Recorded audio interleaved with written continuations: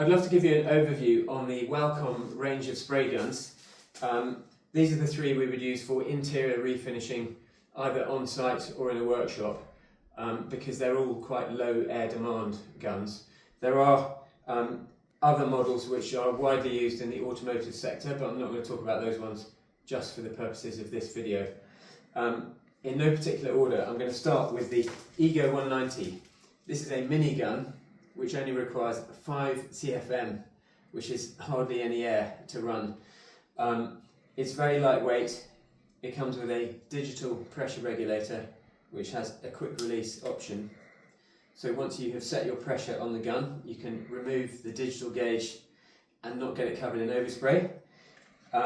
The needle nozzle size for this gun ranges from 0.5mm up to 1.4mm, and it's widely used for uPVC with 2-pack solvent products such as Celimix. With a 1.4 needle nozzle, you'd be wide open on the paint and pretty much wide open on the fan, and you'd be good to go all day long.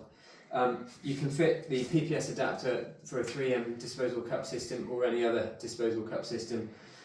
It's available in gravity only. If you're after a slightly bigger gun, this is the Walcom Slim Combat, available in gravity or suction/pressure fed.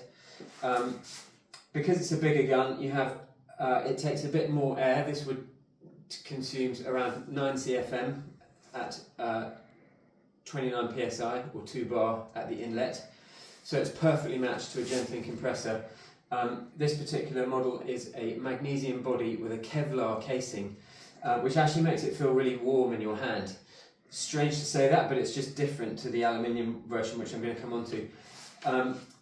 Needle nozzle size on this ranges from 1mm all the way up to 2.5mm, and they're in really small increments, which I like. So you can go 1.1, 1.2, 1.3, 1.4, 1.5. They don't do 1.6.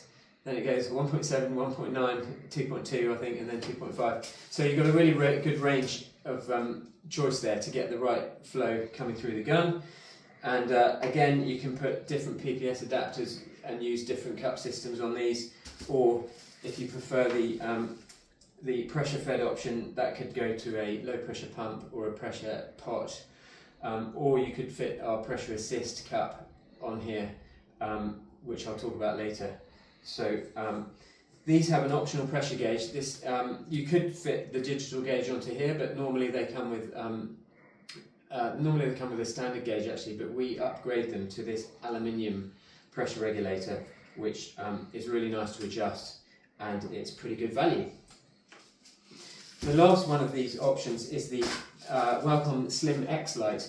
So this is an all aluminium, more of a traditional design gun, a bit easier on the budget than the Slim Combat or the Ego 190, but it's pretty much the same in terms of cup system. The adapter is different, but technically you can fit whatever cup systems you want on this, and the needle nozzle size again goes from 1mm up to 2.5 in a similar way to the Slim Combat.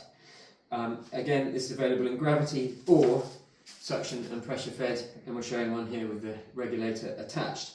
By the way, with these regulators, Walcom provide this cap because regulators do not like being cleaned with solvent, acetone or gun wash or whatever you might be using. So if you wanted to stop the dial getting covered in overspray, you can pop that cap on, and that does its job, and it's easily removable if you don't want it on there.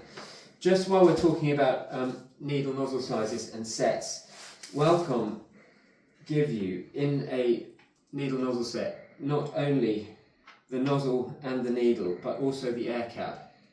So the air cap is matched to each of their sizes, whereas most manufacturers, I think I'm right in saying, would just give you the needle and the nozzle, and often a range of needle nozzles fits one air cap or maybe 2 or 3 options.